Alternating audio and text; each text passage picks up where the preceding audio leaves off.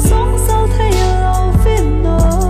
ta biết lòng xịt na cả hin khô dầu xịt na na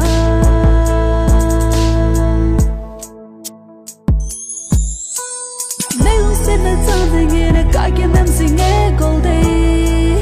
yeah yeah hey hôn nhau lại tôi lên thì nhìn nắng bầu cả hình ngã gì nghe cả hin ơi tôi đang hay thôi hả cái bên tay hoài ní sao cái này ruộng tao ngào tao kia nó ruộng tao bằng thì ruộng là chuyện cái hình hoa điện cái lông xì nè chỉ số ít tí mua thì thấy những đó mua ngày hôm sông là sâu mới có một gì đi giờ chân lê kia sông đầy của mình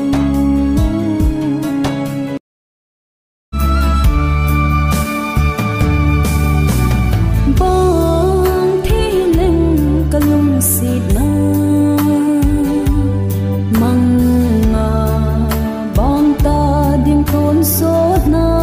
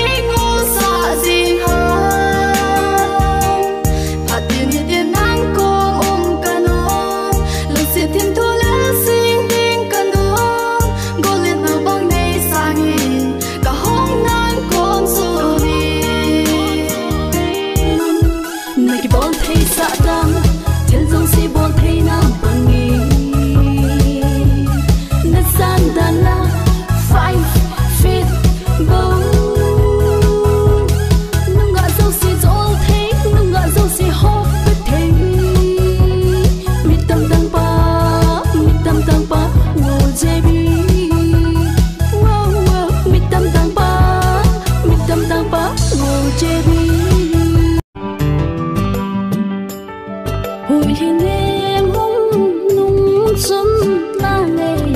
mà chỉ này đi ôi hiền em hung nung chun nàng ngày có mà chỉ này tê na so mai ngui hiu hiu mu đen cây ca hung ta ta lung buồn na